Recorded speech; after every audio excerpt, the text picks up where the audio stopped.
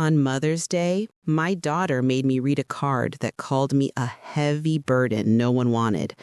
As my heart shattered, they laughed, calling me dramatic and revealing their plan to put me in a home, to get rid of me like I was old junk. That night, alone in my house, I cried until there were no more tears. But as the sadness turned into a cold, hard clarity, I went to a wooden box I hadn't opened in months, a box filled with documents and secrets they knew nothing about. They saw me as a poor, dependent old woman, an emotional ATM to be used and discarded.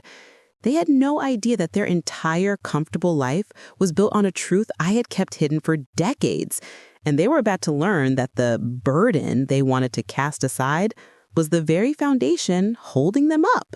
On Grandparents' Day, a handwritten message shattered the last vestiges of my self-respect. My granddaughter, Clara, was coaxed by her mother to present it to me, and my daughter insisted I read it aloud. Roses are red, violets are blue. You are a taxing burden. Your welcome is past. My name is Eliza Maxwell. I am 76 years old, and in that sunlit, immaculate living room in Aspen Grove, I endured the most profound degradation of my life. The scene of the ruin. It was a crisp Sunday morning. The autumn light, golden and generous, poured through the large bay windows of my daughter Chloe's upscale home in the suburbs of Pemberton. I had made the 30-minute drive to celebrate Grandparents' Day, a celebration I had once cherished. I wore my favorite lavender silk blouse, the one I always felt distinguished in, and carried a basket filled with fresh pastries and little wooden toys I had meticulously selected for my two grandchildren. "Nana Eliza!" Ethan the youngest shrieked, racing toward me. Their innocent, wholehearted hugs were my only solace, a brief moment where the world felt entirely right. Brendan, my son-in-law, barely spared me a glance, offering a curt, mumbled greeting before retreating to the news on his tablet. Chloe emerged from the stainless steel kitchen, her smile bright but utterly devoid of warmth. "Mother, you made it. We have a very special little tribute planned for you." I settled onto the plush velvet sofa. The children were nestled at my feet, their faces alight with excitement. Chloe took a thick, cream-colored card from her purse, the kind she usually used for formal announcements, and placed it in my hand. "It's from all of us, Mom. Read the inscription out loud, please, so everyone can appreciate it." My fingers, slightly swollen from years of work, trembled as I slid the card from the heavy envelope. The front was decorated with the children's charming, clumsy crayon drawings of stick figures and flowers. How sweet, I thought, my chest swelling with hopeful love. I began reading in a clear, slightly shaky voice. "Roses are red, violets are blue." My voice choked. The next lines, written in a stark adult hand below the children's art, were brutal. "You are a taxing burden. Your welcome is past. You must clear the way now. Your time has elapsed. Signed, your family who has run out of patience." The shock was a physical blow. A silence descended that was heavier than thunder, lasting only 3 agonizing seconds. Then Brendan's laughter erupted, a harsh, triumphant bark. Chloe pressed her hand to her mouth, but her shoulders shook with stifled, cruel amusement. Even the children, sensing the adult mood, began to nervously giggle. "Oh, Mom, you should have seen your face," Chloe gasped, wiping a tear of laughter from her eye. "Brendan, did you get a video? That was priceless." My vision blurred. Hot tears tracked paths through the fine powder on my cheeks. The card slipped from my grip. "It's just a joke, Eliza," Brendan drawled, sauntering over to retrieve the card from the oriental rug. "Just a bit of dark humor. But seriously, you have to admit, you have become over-reliant. It might be time to pursue alternative living arrangements." "Alternative arrangements?" I echoed, the words barely audible. Chloe sat opposite me, crossing her legs with unnerving composure. Mom, don't be dramatic. There are many superb assisted living residences for seniors now, places where you can be among your contemporaries. You'd be much more safe, much more comfortable. Assisted living. The phrase felt like a verdict of obsolescence. My own blood wanted to discard me like a broken appliance. But I came to celebrate Grandparents' Day, I whispered, clutching the fabric of my lavender blouse. And we appreciated it, Brendan interjected, his voice dripping with false patience.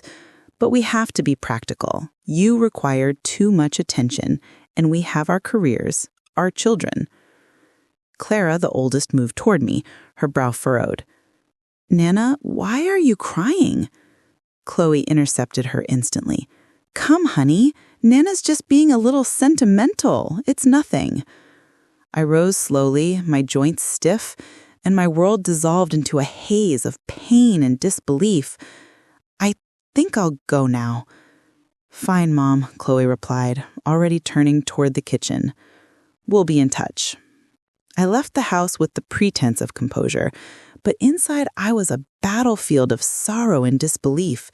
That night, alone in my quiet, modest home in Riverton, I wept until the pain gave way to a chilling emptiness.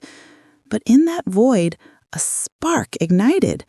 The humiliation had not destroyed me, it had galvanized me. It was time for my family to learn the profound cost of their casual cruelty. It was time for them to understand who Eliza Maxwell really was. The echoes of sacrifice. Before moving forward, I had to understand the path that had led me to this agonizing betrayal. I sank into my favorite velvet armchair, the same one where I had rocked Chloe to sleep 45 years ago, and let the memories unspool. My life of quiet sacrifice began when I was 27. Chloe's father Arthur abandoned us when she was only 2. He left a terse, selfish note. I can't be tethered to this life. My apologies. He vanished without a farewell. I remember the night I held little Chloe, promising her silently that she would never suffer for his weakness. I became a machine of work. I pulled double shifts at the Riverton manufacturing plant for 15 years, my hands perpetually calloused from the late-night work I took home. Every spare dime went into a college fund. When Chloe was 17 and yearned to study architecture, I sold the last valuable heirloom I possessed, my grandmother's antique gold watch. Mom, are you absolutely sure? She asked, holding the cash. Never doubt it, my love. Your future is my only treasure. During her 5 grueling years of schooling, I cleaned commercial offices on weekends. My back would ache for days, but the sight of Chloe immersed in her blueprints at the dining table was my reward. On graduation day, I cried tears of fierce pride. "We did it, Mama," she whispered, hugging me. "It was only possible because of you." Then came Brendan. Initially, he was respectful, ambitious, and seemingly devoted to Chloe. When they decided to marry, I contributed half the cost of the celebration. $15,000 I had squirreled away over 2 decades. "Mom, this is too generous," Chloe had protested weakly. "Nonsense," I insisted. "You deserve a perfect day." When they bought their starter house, I provided the down payment, $30,000. It was the entirety of my savings, but their happiness was my dividend. The grandchildren, Clara and Ethan, followed, 2 brilliant lights. When Chloe returned to her high-pressure architectural firm, I became their dedicated, unpaid caregiver. For 3 years, I walked 4 blocks to their home by 6:30 every morning. I prepared nutritious meals, supervised their schoolwork, managed bath time, and read stacks of stories until Chloe and Brendan returned. "I'm lost without you, Mom," Chloe often confessed in those early days. "You're a lifesaver." But the gratitude gradually eroded. The thank yous became perfunctory. My gentle advice was dismissed as meddling. When I suggested Ethan needed a dental checkup for a persistent issue, Brendan snapped, "Eliza, we are the ones raising them." Silence became my default reaction. Then came the insidious comments. "Mom, you seem to confuse their schedules lately. Eliza, perhaps you should save your energy." Yet I continued to show up, compelled by a lifetime of habit and a desperate need to feel useful. 2 years ago, when Brendan was laid off, I became their silent patron, the reliable financial safety net. But I was excluded from every family meeting and important decision. A year ago, I found out about a large family gathering for Brendan's birthday through a social media photo. "Why wasn't I invited?" I asked Chloe over the phone. "Oh, Mom, it was just a tiny, spontaneous thing. You would have been bored." The photos, however, showed 20 guests, including many of Brendan's extended relatives I knew well. Everyone was there but me. That night, I retreated into a painful isolation, rationalizing the slight as a simple error. The oversights became routine: a forgotten birthday call, a last-minute cancellation of a planned lunch. When I appeared unannounced, I was invariably met with irritation. But the true alarm sounded 3 months ago. I was helping with dinner when I heard Brendan on the back deck. "Yes, my mother-in-law is alone. She's becoming overly reliant. No major health issues, but you know how they get at that age. Yes, we're investigating the logistics of a more appropriate facility." I froze, the knife I was holding clattering against the cutting board. My own son-in-law was discussing my disposal like I was an unwanted piece of inherited furniture. That revelation stole my sleep. I had poured my entire existence, my resources, my devotion, my love into this family, only to be deemed a soon-to-be removed obstacle. They were profoundly wrong about me. They were unaware of the legacy I carried. My grandmother, before her passing, had quietly bequeathed to me a property in St. Thomas, Virgin Islands, to be transferred upon my 70th birthday. It was a beachfront villa that had been managed and rented for decades, with the income accumulating in an offshore account I had never accessed. Furthermore, I held a significant portfolio of investments, bonds, blue-chip stocks, and CDs, inherited from my Aunt Beatrice, who had died without children. This capital had grown silently while I lived frugally on my modest retirement income. In total, I possessed close to $500,000 in assets unknown to my family. They saw a financially precarious elderly woman. They had no idea I had been their silent benefactor for years, motivated by love, not necessity. The humiliation of Grandparents' Day shattered the illusion. The cruel card was my call to arms.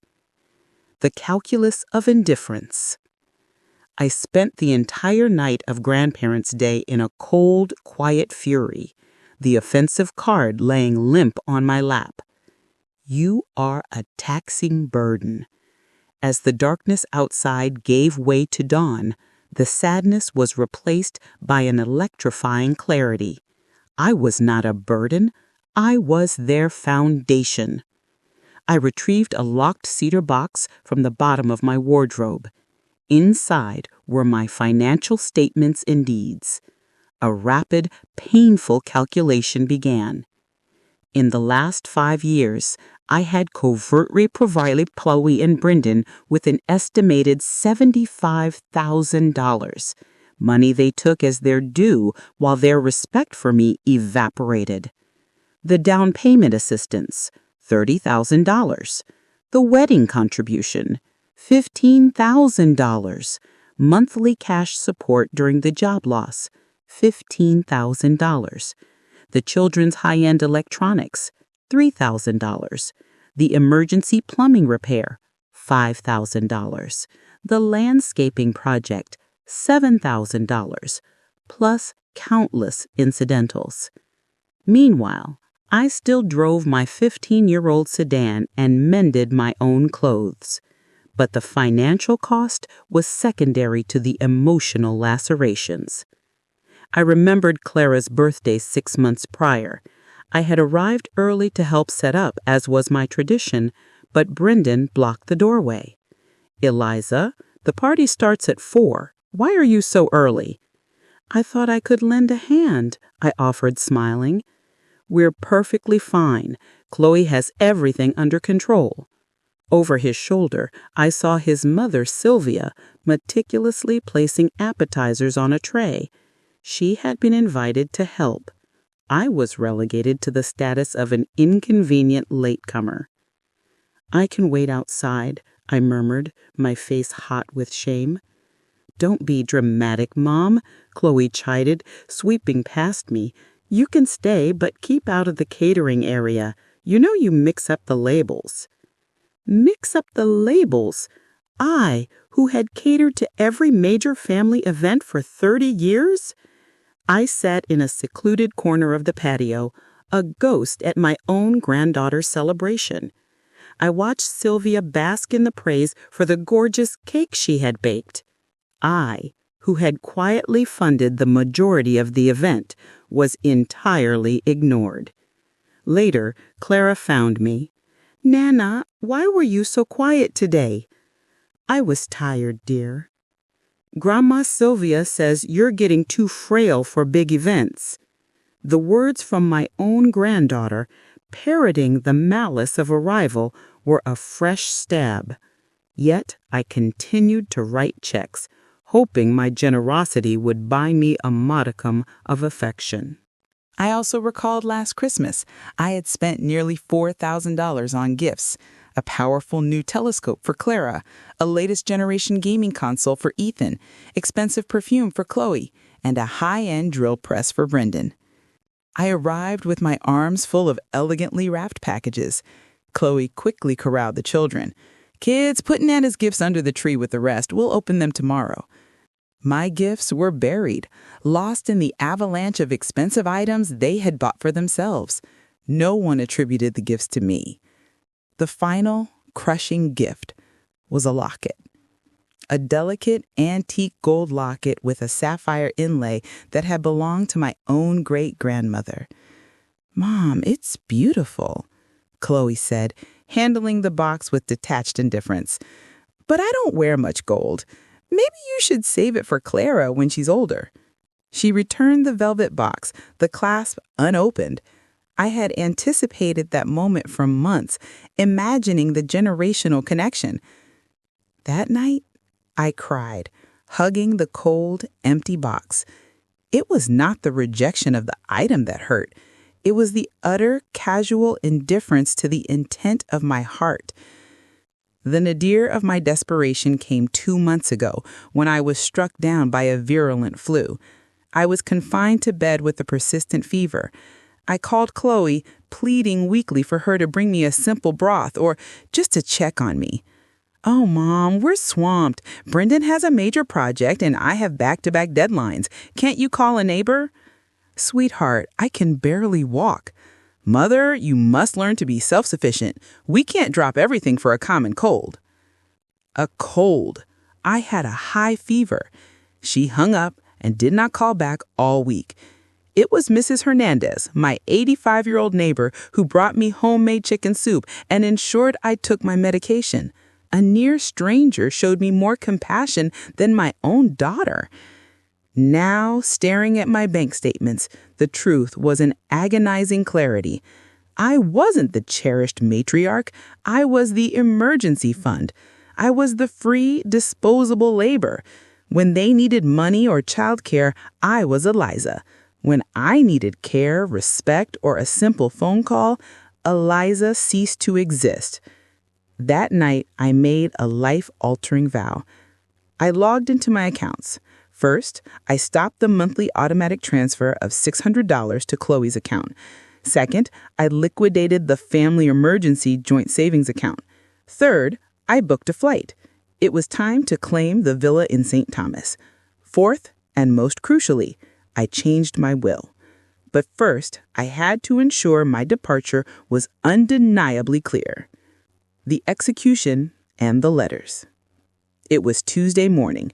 I had slept very little, but I felt a surge of cold, focused energy. I dressed in my best charcoal gray suit, the one I had worn for Clara's university commencement, and applied my makeup with meticulous precision. I needed to embody the powerful, autonomous woman I was, not the weak figure they had so expertly created. My first appointment was with my longtime financial advisor, Mr. Stewart, at the bank. "Mrs. Maxwell, you're early," he said, surprised. "I have critical changes to make, Mr. Stewart," I stated firmly. Over 2 hours, I dismantled the financial safety net I had woven around them. Every automatic deposit, every joint account was terminated.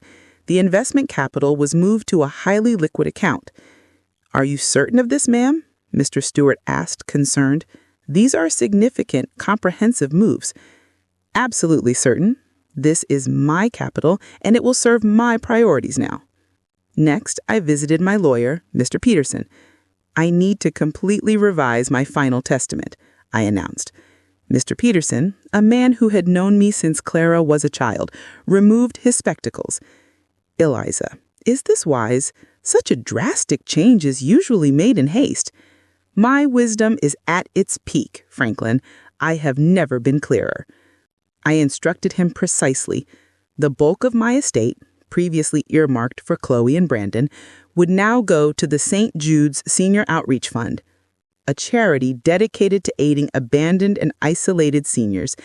I established a discretionary trust for Clara and Ethan, accessible only at age 25 and only if they demonstrated a proven, authentic, and ongoing relationship with me, not driven by coercion.